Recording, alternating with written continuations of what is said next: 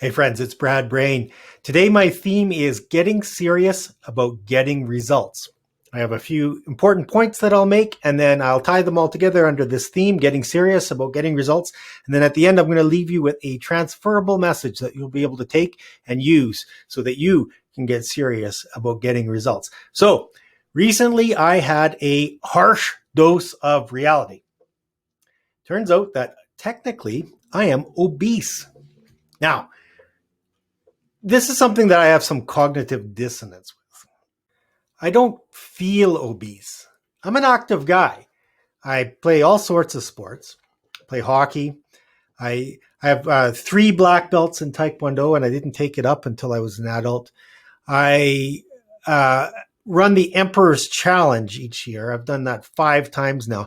If you're not from this area, the Emperor's Challenge is a 20-kilometer race, but it's up a mountain.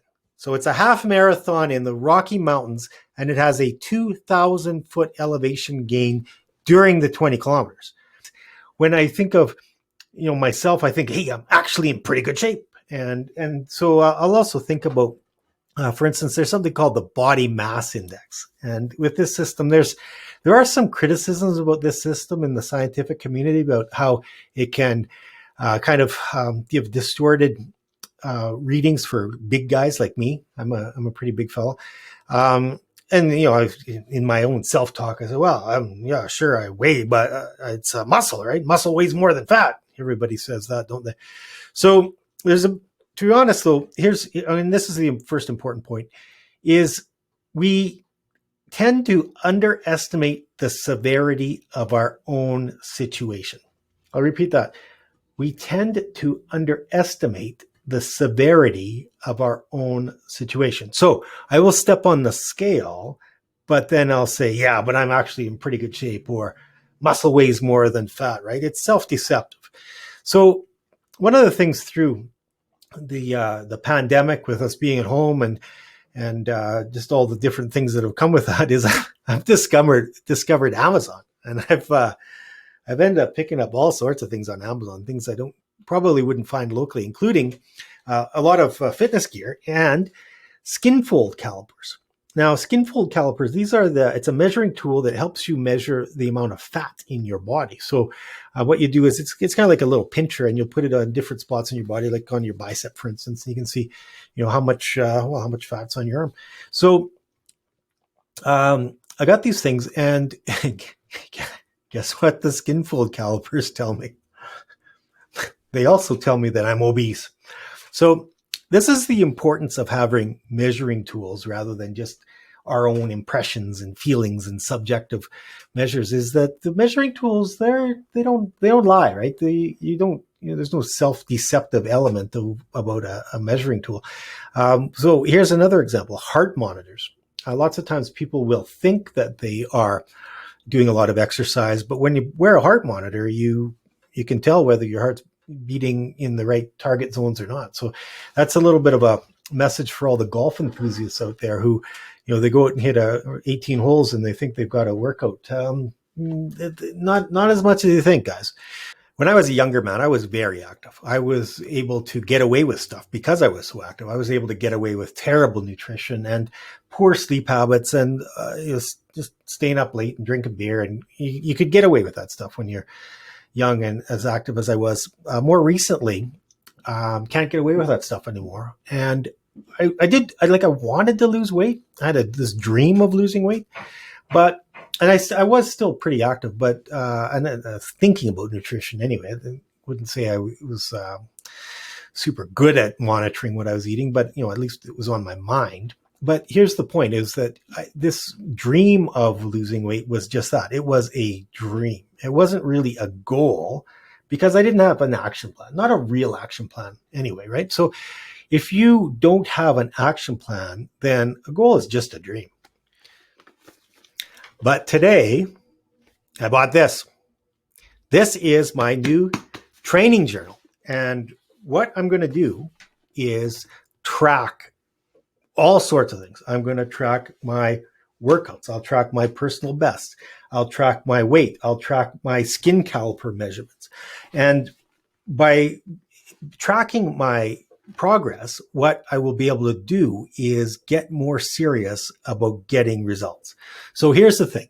Let's compare the two ways that we can go about trying to reach our objectives. We could look at what I used to do, which is want to lose weight and doing some things about it. Kind of a seat of the pants method.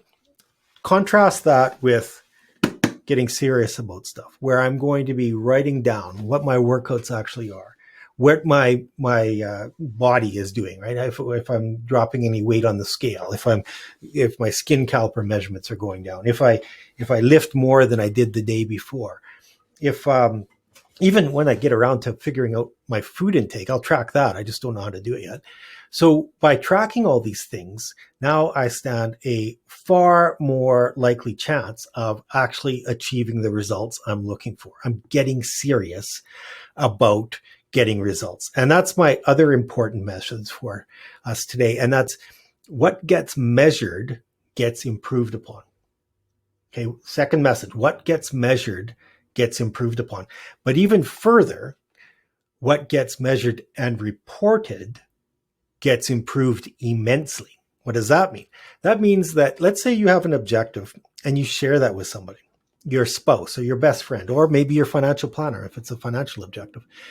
And now you're accountable. Now, when you go for coffee with your friend next week, or when you see your spouse at the end of the day and they say to you, well, did you do what you told me you're going to do? You're going to want to say, yep, got her done, right? So what gets measured gets improved upon, but what gets measured and reported gets improved immensely. Okay, here's lesson number 3 in our conversation about getting serious about getting results. And that is, you can control your inputs, but you can't control your outcomes. Okay, so what does that mean? Well, here's a great example. Here we are, it is end of March of 2021. It was right around this time last year that the markets took a swan dive because of fears of how the pandemic was going to affect economic activity. Honestly, tell me, going back a year ago, how many people would have predicted we would have seen the year that we just saw, right? And we didn't have any control over that.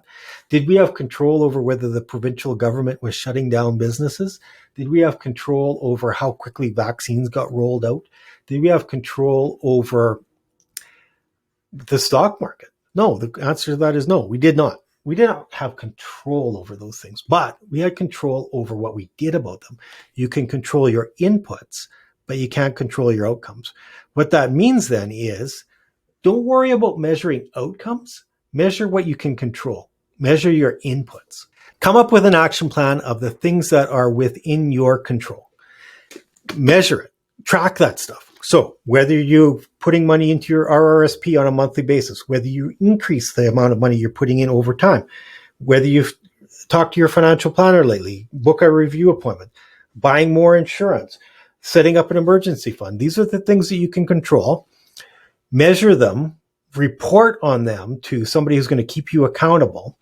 Because at the end of the day, if you have an action plan, then now we're starting to get serious about getting results. The flying by the seat of your pants method of financial planning, it's just too random. And remember, we're always underestimating the severity of our own situation. What gets measured gets improved upon. What gets measured and reported on improves immensely. And you can control your inputs, but you can't control your outcomes. So focus on your inputs. That's how you get serious about getting results. I'm Brad Brain. If there's anything I can do for you, just let me know. We're here to help. Stay healthy. Be well. Take care.